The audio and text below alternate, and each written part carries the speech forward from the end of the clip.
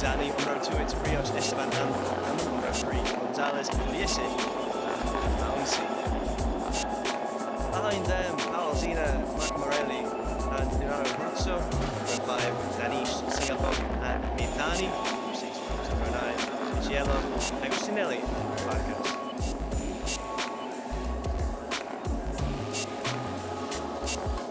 Then on row 10, it's Brown, Serpa, and Tietzi. Row 11, Frontala, and Wojciechowski.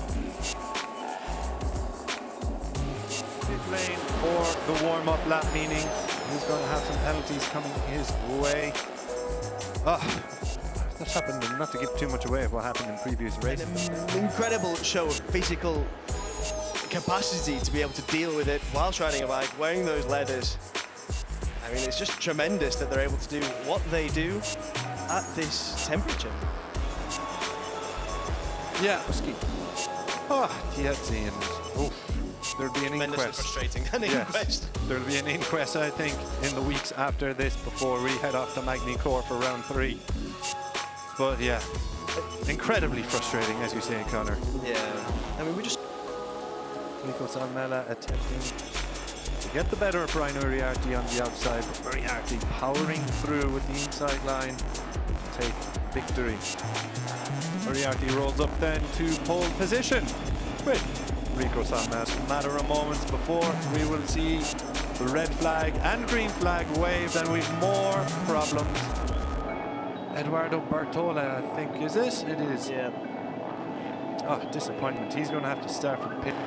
Okay, we are off and about to go racing. Eyes on the light. Junior GP race 2 is underway. Huge wheelie from further back in the grid, but it's Brian Uriarte who gets away all right. But he's got the same company, Leonardo Zani from the outside and front row. Look, going to take the whole shot up the inside. The crash at the back of the pack. Jesus Rios then is in 4th position with Joel Esteban and Casey O'Gorman, as you were then for row 2 as it was, but it is Joel Esteban firing it up the inside of Jesus Rios, but Rios cuts the nose off him as we lose Ivan Serpa at... Incredible ability there to get the best of Brian Uriarte, get the whole shot there when he's starting on pole.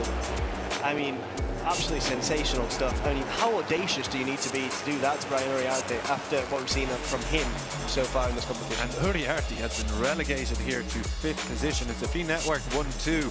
Down in P5 now. He's got Casey O'Gorman on his rear wheel too. Is there more trouble coming the way of Uriarte, or can he fight his way back here? Coming through the last couple of corners. Yeah, so Zani, no, he's opened up quite a gap here. He's got a few tenths over his teammate, number 50 here in Jerez. So turn 1, Zani's got the advantage. Uriarte is firing himself though up into 3rd position. Esteban going to hang it on the outside, but settles into 4th. He's got Rios on the inside, so Esteban's down in 5th. This is more of what we were expecting from Esteban. He didn't make it stick for long, but he was absolutely wonderful what he's capable of. But for the time being, it's Zani who's just getting away from it. Uriarte compensating now on the second lap for what happened in the first lap and that relatively poor start, but he's got Salmela right next to him here, and Rios not far behind at all. Yeah, absolutely. So 3 abreast as they come into Danny Petru. Timing screens, and we've seen no major movers or shakers. Just a couple riders slipping one way or another by a position or 2. But back out front, it is Zani over Uriarte, and then it's Rios, and they go side by side here. Joel Esteban and Rico Salmela, and Joel Esteban comes out the better of that exchange. So we're close to clocking that gap down, and he is closing that gap down. He's into the slipstream of Leonardo Zani as we come through the final corner. Let's see what Uriarte has in store. Can he make a move for the lead coming into turn 1 here? Yeah, if you're in Zani's position, the rider that you don't want, but it's Uriarte who's setting the fastest lap of 1:46.004. Absolutely sensational, almost in the 1:45s there from Brian Uriarte as he looks to catch Leonardo Zani. Brilliant stuff from the championship leader, and the hunt is very much on. Bring into turn 6. We're on the back straight here. Uriarte's adopting the outside line. It's working for him. He's back in the lead, Brian Uriarte, and it's much like what it was in race 1. Uriarte over Zani with Jesus Rios in pursuit. What is different is David Gonzalez. We said watch out for him from the 3rd row. He's got... is now ahead of the riders around him. If he can keep that position and start eating up some of the track ahead and really try and catch up with the leading 3, well, that's what he's got to aim to do now. For the time being, it does look like Uriarte, Zani and Rios are pulling it on track. A 146.004 last time round. He's also just set personal best and best sector 1 and sector 3s with the race, but Zani and Rios seem to be going with him. It'll be interesting to see what the times are. 145.7, a 145.9 and a 145.9. So Uriarte did the nerves in that box there as they watch these two battle again. I mean, we talk about rivalry all the time. We were mentioning Uriarte again. It was set an even faster lap. 145.7 by absolutely sensational stuff from the young. Just tagging along with them, not quite in the battle between the two, but he's there or thereabouts, and he's just waiting for his moment. Rios, we've seen perform incredible feats before. There's no reason to think he won't perform one here in Jerez as well. Yeah, it's a real style of Jesus Rios is ahead of him. Then he struck and took the victory on the last lap. So he does have the habit of doing this. Now, Rico Salmela, speaking of habits, has a habit of finding some incredible late race pace. He's currently stuck behind David Gonzalez.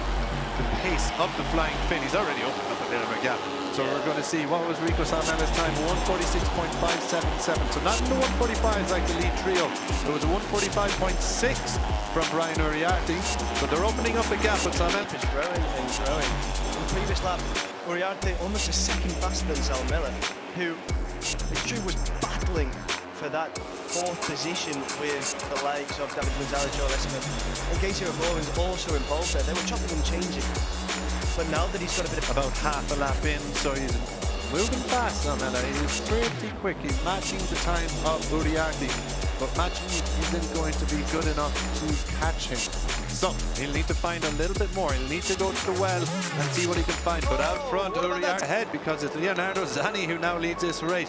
He'll have looked behind and seen Jesus Rios. But now let's see what Uriarte is going to do here. Does he want that fresh air coming in, or does he want to get the reference of Zani and use him as his reference around this track and learn where is the best? From Uriarte and Rios.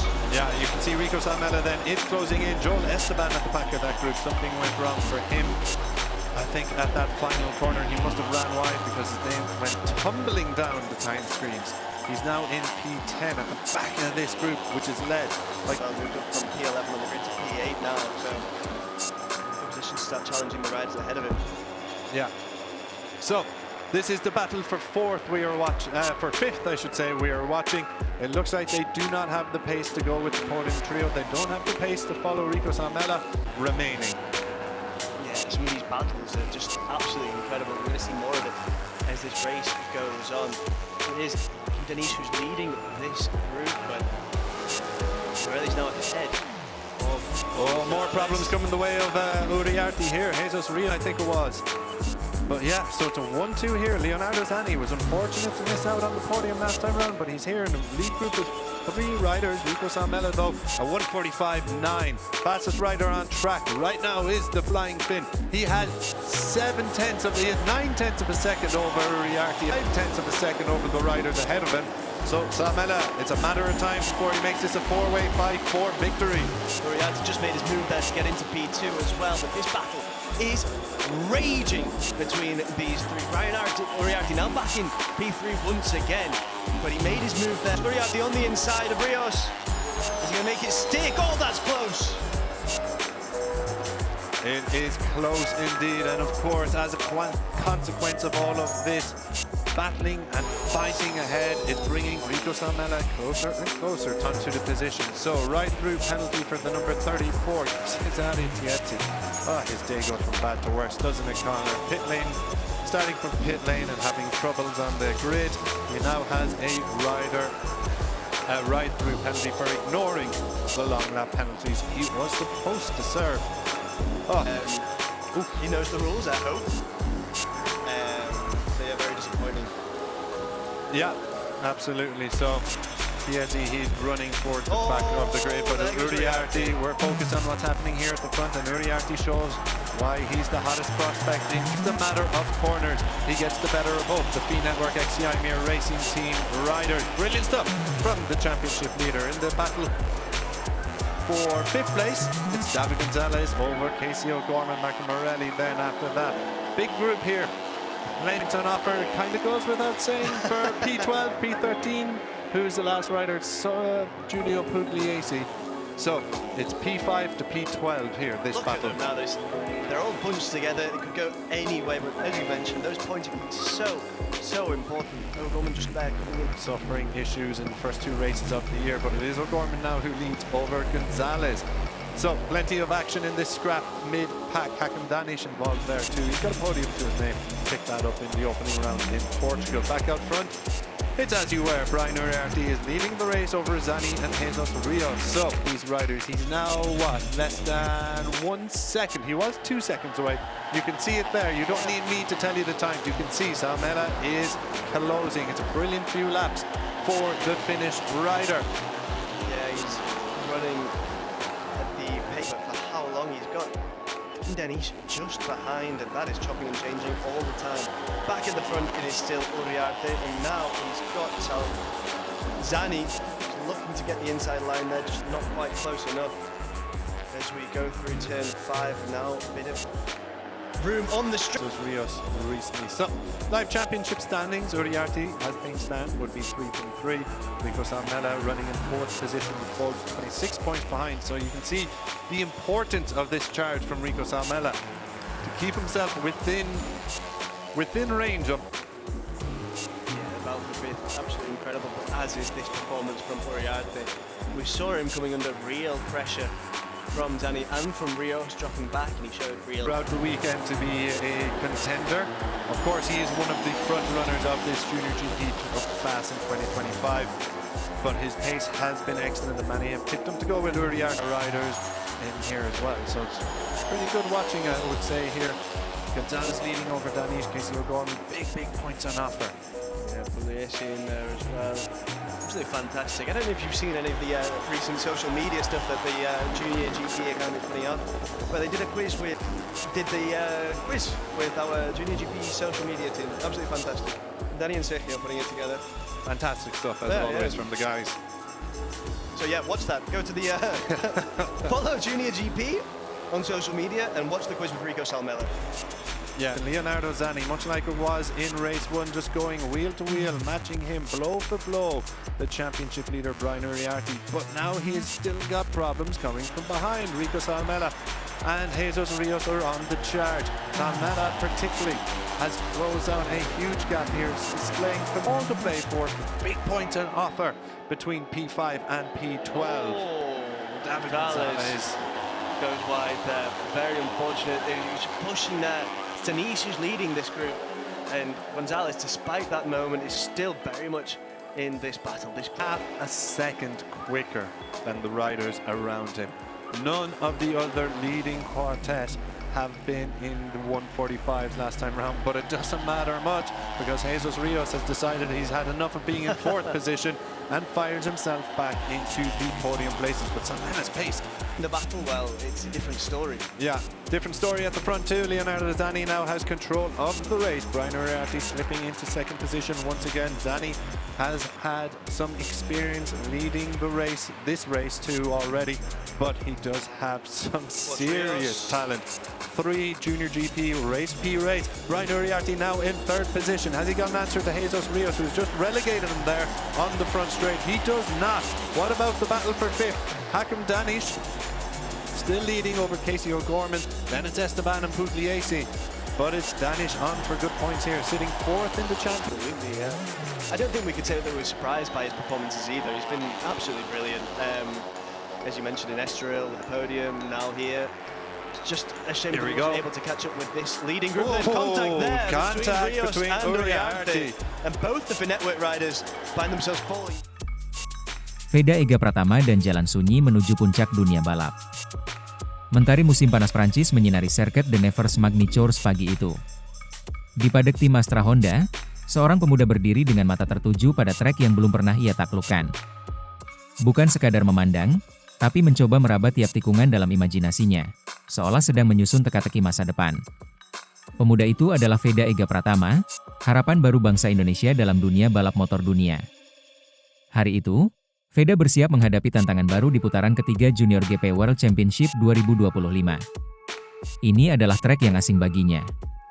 Tidak seperti Mugello yang telah ia kuasai beberapa pekan lalu, Magny-Cours belum pernah ia jajaki sebelumnya. Tapi jika ada satu hal yang telah ia pelajari sejak kecil, adalah bahwa setiap tikungan yang tidak dikenal selalu menyimpan peluang besar bagi mereka yang berani. Veda bukan lagi remaja polos yang terkesima dengan dunia balap Eropa. Sejak kecil, ia telah terbiasa menggilas aspal dalam keheningan kampung halamannya di Gunung Kidul, Yogyakarta. Kini, dengan bendera merah putih di dadanya, ia bersaing di panggung yang mempertemukan para calon bintang MotoGP dunia. Di usianya yang baru 16 tahun, ia sudah membawa mimpi banyak orang Indonesia yang merindukan kehadiran pembalap tanah air di level tertinggi. 2 pekan lalu, di Mugello, nama Veda menggema keras. Ia bukan hanya menang, tetapi menyapu bersih 2 balapan Red Bull Rookies Cup dengan penuh gaya dan keberanian. Ia menyalip dari luar tikungan, bertahan dari tekanan hingga garis finish, dan berdiri di podium tertinggi dengan senyum lebar, senyum yang menandai sejarah baru balap motor Indonesia. Kemenangan itu tak datang begitu saja. Sebulan sebelumnya, di Estoril, Veda terjatuh dan mengalami cedera pergelangan kaki. Banyak yang menduga ia akan absen lama. Tapi ia bangkit lebih cepat dari yang diperkirakan, menahan sakit demi satu hal, membuktikan bahwa darah juara mengalir dalam dirinya. Dan Mugello menjadi saksi akan tekad itu.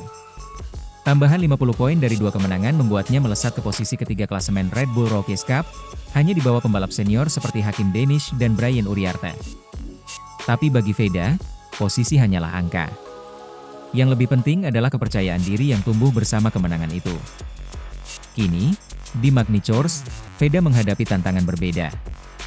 Di ajang Junior GP ini, ia belum mencetak poin pun.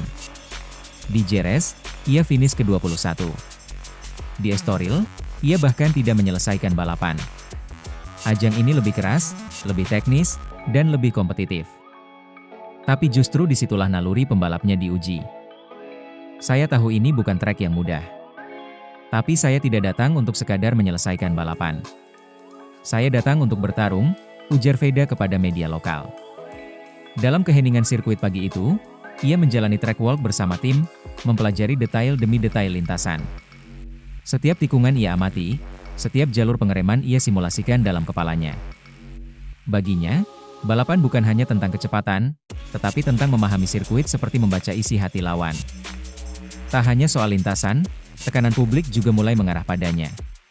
Sejak Mugello, namanya menghiasi media nasional dan media sosial. Tagar Veda Ega Pratama trending. Bonus mengalir. Pujian membanjir. Tapi di tengah semua itu, Veda memilih diam dan bekerja. Karena ia tahu, pujian bisa memabukkan seperti kemenangan yang terlalu dini. Sementara itu, jadwalnya makin padat. Usai Magny-Cours, ia akan langsung bertolak ke Sachsenring, Jerman, untuk melanjutkan pertarungan di Red Bull Rookies Cup, serangkaian balapan yang akan menentukan apakah ia bisa mengakhiri musim ini di podium klasemen akhir. Setelah Jerman, Spanyol kembali menantinya di Aragon untuk putaran Junior GP berikutnya. Bagi sebagian orang, jadwal itu mungkin melelahkan. Tapi bagi Veda, inilah jalan yang harus dilalui oleh mereka yang ingin mengukir sejarah. Di pit lane Magny-Cours, suara mesin mulai meraung. Tapi di antara deru itu, langkah Veda tetap tenang. Ia menaiki motornya, memejamkan mata sejenak, dan menarik napas dalam. Di balik visor helmnya, tak ada rasa takut, yang ada hanya tekad seorang anak bangsa untuk membawa nama Indonesia lebih tinggi, lebih cepat, dan lebih jauh dari sebelumnya. Dan saat lampu start menyala, Veda tahu, ini bukan sekadar balapan. Ini adalah bab berikutnya dalam kisah perjuangannya.